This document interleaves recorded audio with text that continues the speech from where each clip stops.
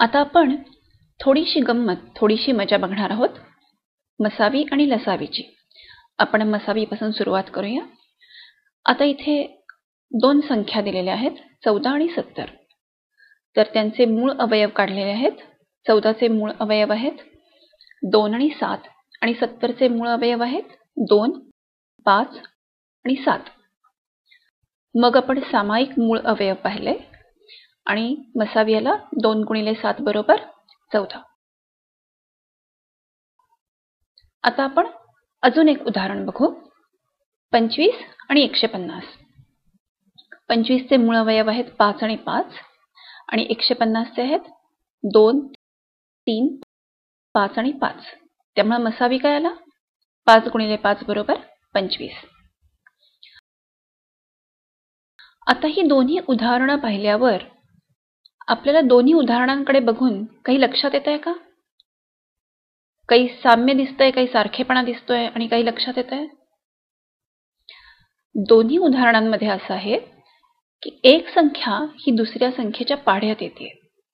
म्हणजे 70 हा 14च्या पाढ्यात येतोय.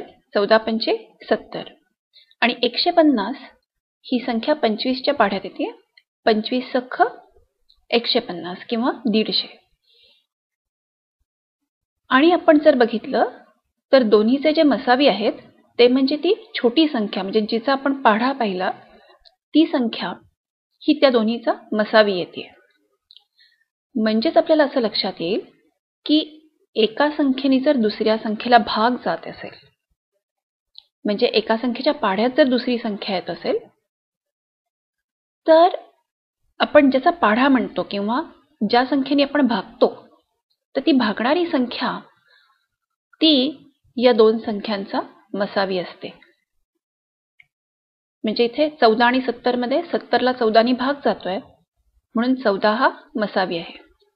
25 आणि 150 मध्ये 150 ला 25 ने भाग जातोय म्हणून भागणारी संख्या 25 हा मसावी आहे. आता आपण लसावीची गंमत बघूया.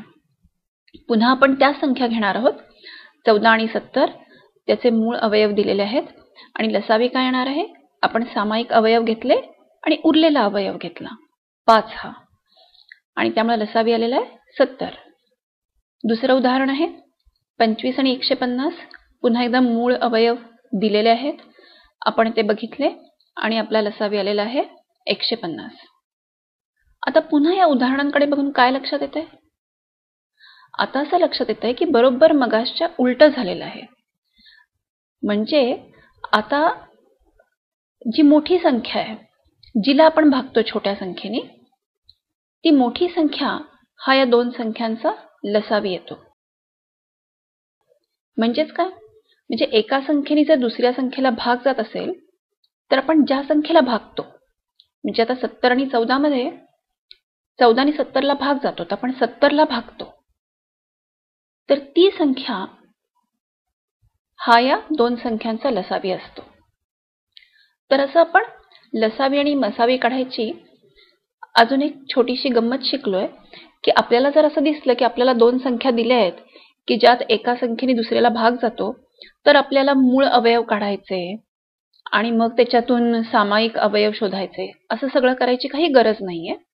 आता समजा दुसरं कोणी उदाहरण दिलं 6 आणि 24, तर आपण पटकन सांगू शकतो की 6 हा मसावी आहे आणि 24 हा लसावी आहे.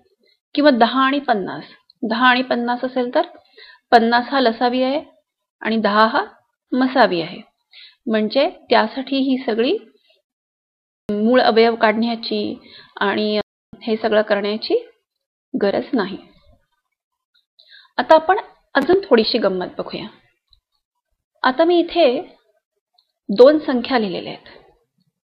अशा उभ्या पद्धतीने दोन संख्या लिहिलेल्या आहेत आणि त्या संख्यांचे लसावी आणि मसावी मी आधीच काढून ठेवलेले आहेत. आता पहिलं उदाहरण जर पाहिलं तर 8 आणि 20, त्यांचा लसावी आहे 40, मसावी आहे 4. 9 आणि 27. आता आपल्याला माहिती आहे की 9च्या पाढ्यामध्ये 27 येते, त्यामुळे 27 हा लसावी आहे आणि 9 हा मसावी आहे. 15 आणि 20 मध्ये 60 हा लसावी आहे आणि 5 हा मसावी आहे. 8, 12 मध्ये पुन्हा 24 आणि 4 हे लसावी आणि मसावी आहेत. आता 5 आणि 25 जर पाहिले तर पुन्हा 25 हा 5च्या पाढ्यात येतोय, म्हणून 25 हा लसावी आहे आणि 5 हा मसावी आहे.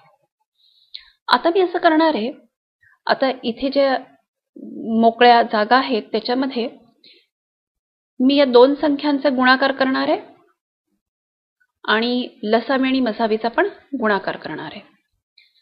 तर त्याच्यामुळे ज्या दोन संख्यांचा गुणाकार, आता पहिलं उदाहरण जर पाहिलं तर 8 आणि 20चा गुणाकार येतो 160 आणि लसावी मसावीचा मी गुणाकार केला त्याच्याच 40 गुणिले 4, 4 चौक 16, पुन्हा गुणाकार आलेला 160. वेगळं कुठलं उदाहरण घेऊया. तिसरं उदाहरण आहे 15 आणि 20. 15 दुणे 30, त्यामुळे 15 गुणिले 20 आलंय 300 आणि लसावी मसावीचा गुणाकार करू.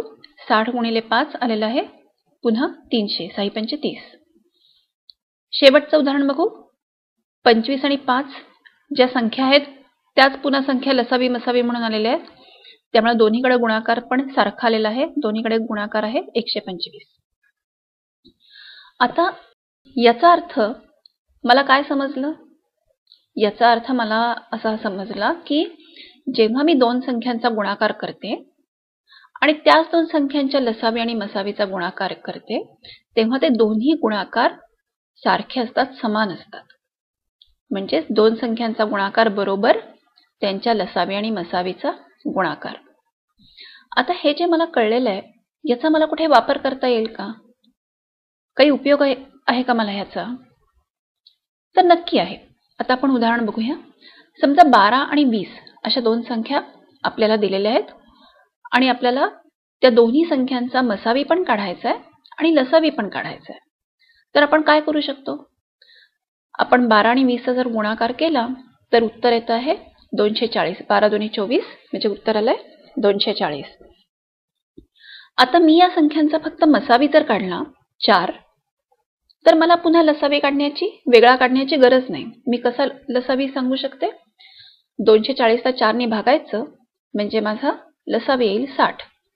कारण काय? लसावी मसावीचा जो गुणाकार आहे तोच संख्यांचा गुणाकार आहे.